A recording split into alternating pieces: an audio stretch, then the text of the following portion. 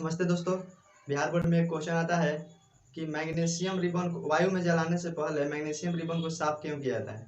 ठीक ना, वायु में जलाने से पहले मैग्नीशियम रिबन को साफ क्यों किया जाता है, उसी का आज हम लोग आंसर देखेंगे। देखिए, लिखे हैं कि वायु में जलाने से पहले मैग्नीशियम रिबन को साफ इसलिए किया जाता है क्योंकि मैग्नीशियम रिबन पर मैग्नीशियम ऑक्साइड की परत होती है। उसको साफ इसलिए किया जाता है ना, क्योंकि उस पर मैग्नीशियम ऑक्साइड की परत होती है। किसका? तो मैग्नीशियम ऑक्साइड की परत जम जाती है, उस पहले से रहती है, ठीक है, नहीं जमी रहती है, मैग्नीशियम ऑक्साइड की परत होती है। और जब उसको हम एक सरेस पेपर होता है, यानी वही देखिए लिखे पूरा तब बताते हैं पढ़ के। मैग्नीशियम ऑक्साइड की परत होती है जो कि हवा की क्रिया को रोकती है, और जो ये परत होता है मैग्नीशियम ऑक्साइड की, ऑक्सीजन की मात्रा उसमें नहीं जाने देता है जब जलाइएगा तो, ठीक है। तो फिर उसको जब आप एक सरस पेपर से रगड़िएगा, उस सरस पेपर का नाम रेगमाल है। एक सरस पेपर है, उस सरस पेपर का नाम क्या होता है? रेगमाल, ठीक है, रेगमाल होता है। और जब इसको रगड़िएगा आप अच्छा से, यानी कि रगड़ दीजिएगा, तो क्या हो जाएगा, मैग्नीशियम ऑक्साइड की परत हट जाएगी और फिर वो उसमें ऑक्सीजन अच्छा से जाने लगेगा, ठीक है। जब वो अच्छा से जाने लगेगा, ऑक्सीजन की मात्रा जाने लगेगी, तो उसको जलने में, वो ऑक्सीजन के संपर्क में आ जाएगा।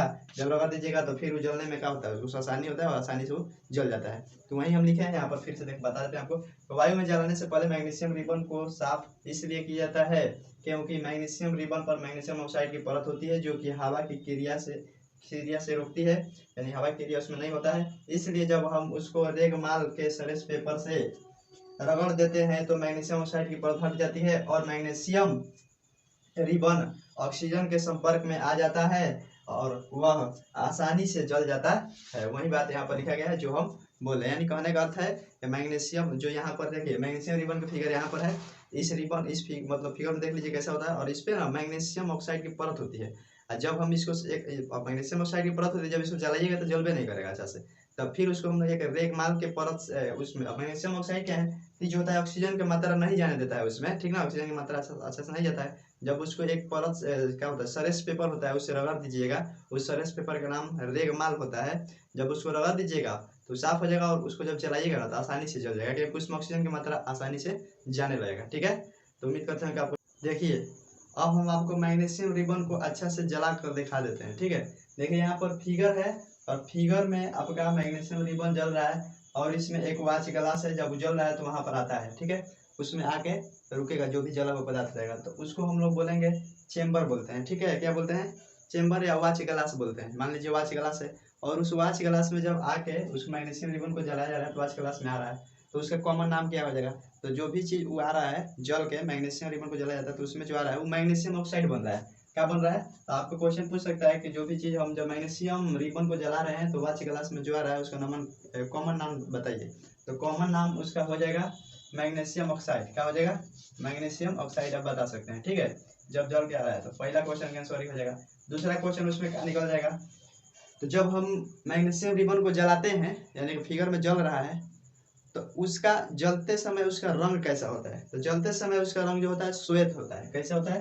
तो श्वेत होता है। आप ध्यान रखिएगा कि मैग्नीशियम रिबन को जब जलाइएगा तो जब वो जलेगा तो उसका रंग कैसा हो जाएगा? तो श्वेत होगा रंग, ठीक है। ये भी एक पूछ सकता है कि क्वेश्चन आप दे दीजिए, एक समीकरण दे दीजिए, ठीक है, मैग्नीशियम को ऑक्सीजन के साथ आप क्रिया करा के। तो देखिए, मैग्नीशियम को जब ऑक्सीजन के साथ आप क्रिया कराइएगा तो इधर मैग्नीशियम ऑक्साइड बनाएगा, यही ना, मैग्नीशियम ऑक्साइड। और इधर अब देखिए बैलेंस कर देते हैं। मान लीजिए संतुलित समीकरण का, संतुलित समीकरण दीजिए। तो संतुलित समीकरण के इधर ऑक्सीजन दो गो है, इधर ऑक्सीजन एक है, इधर मैग्नीशियम एक है, लेकिन ऑक्सीजन को बराबर करना है। तो यहाँ पर देखिए ऑक्सीजन दो है, तो यहाँ पर आप दो लगाइएगा, तो दो लगाइएगा तो ऑक्सीजन दो हो गया, ठीक है। लेकिन मैग्नीशियम को हो गया, दो होगा, तो यहाँ पर भी दो लगाना पड़ेगा तभी संतुलित होगा। देखिए दो मैग्नीशियम तो दो मैग्नीशियम, ऑक्सीजन को हो गया, ऑक्सीजन यहाँ पर दो है तो यहाँ पर ऑक्सीजन दो है, तो ये क्या हुआ? संतुलित हुआ।